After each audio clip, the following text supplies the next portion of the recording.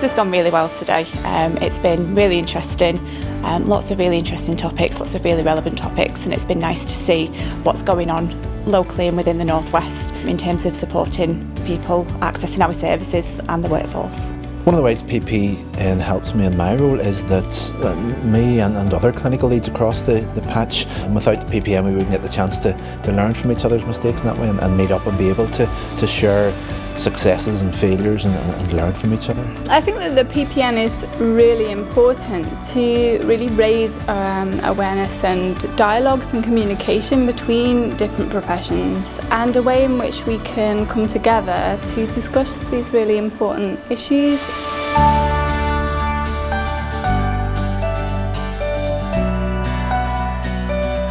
For me this year, I think that the PPN has really moved on apace, and what we've seen is the development of ideas,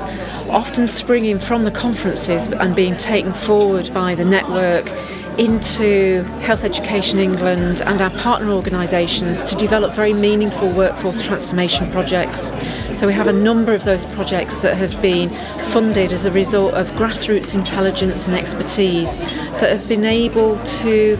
deliver something that will start to make a difference in the care pathway and the reach of psychological professions across health and social care. PPN is very important because it's a huge northern network. It brings together a whole range of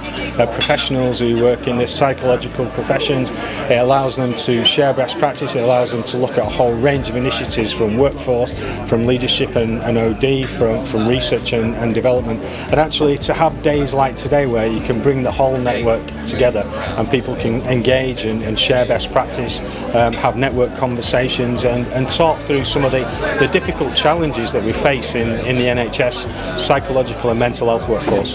What I'm trying to do is introduce a new role into IAP service, and the PPN network, the event today, has given me the opportunity to explain what that project's about. What drove me to sort of support this from the beginning was this need for a voice and a common voice, because I think what we found was we were talking to different professions, different groups, getting quite disparate sort of opinions, but actually very similar views. It's allowed investment, discussion, projects and programs, which has raised the profile of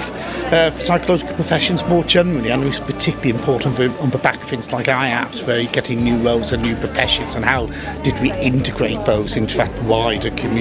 I guess we're all quite used to working within particular services or particular professional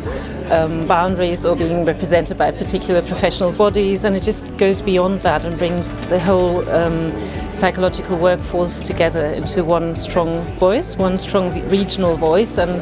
the more networks there are, the stronger the voice across the country. So I think it's really positive development. The fact that we're actually being asked to do more projects and host more projects, as well as the recent professional debate, shows that we've got a lot of reach, a lot of extension, and actually quite a national reputation, which maybe we don't always see, but when we look at things like Twitter, or look at things we get asked to do, and I think actually the model of PPN being replicated in Kent, Surrey and Sussex, I think is a real reflection of how far we've come onwards and upwards.